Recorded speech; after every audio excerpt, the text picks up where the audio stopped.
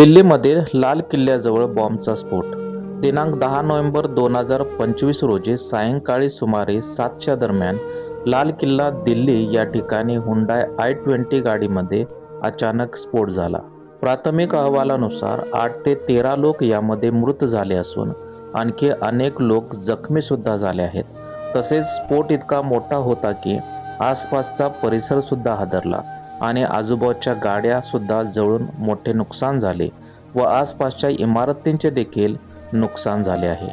जखमींना दिल्लीतील विविध रुग्णालयात दाखल करण्यात आले आहे. या बॉम्बस्फोटाचा तपास सध्या दिल्ली पोलीस तसेच राष्ट्रीय तपास संस्था करीत आहेत.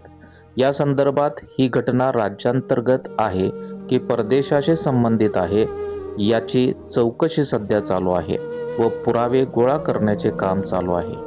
दिल्लीमधील बॉम्बस्फोटाची ही घटना अतिशय दुःखदायक आहे, कारण या घटनेमुळे अनेक गाड्या, घरे, दुकाने यांचे मोठ्या प्रमाणात नुकसान झाले आहे. तसेच मनुष्यहानी देखील झाली आहे. काही वर्षापासून अशा प्रकारच्या घटना सतत आपल्या देशात घडत आहेत. त्यामुळे आपल्याच देशात आपल्याला आपला जीव मुठीत घेऊन जगावे लागत आहे, कारण कधी काय होईल हे काही सांगता येत नाही. तेव्हा देशातील सरकारने यावर कडक कारवाई करून अशी काही सुरक्षा यंत्रणा विकसित करण्याची आवश्यकता आहे की ज्यामुळे सर्वसामान्य लोक मनमोकळेपणाने आपल्या देशात सुरक्षित राहतील.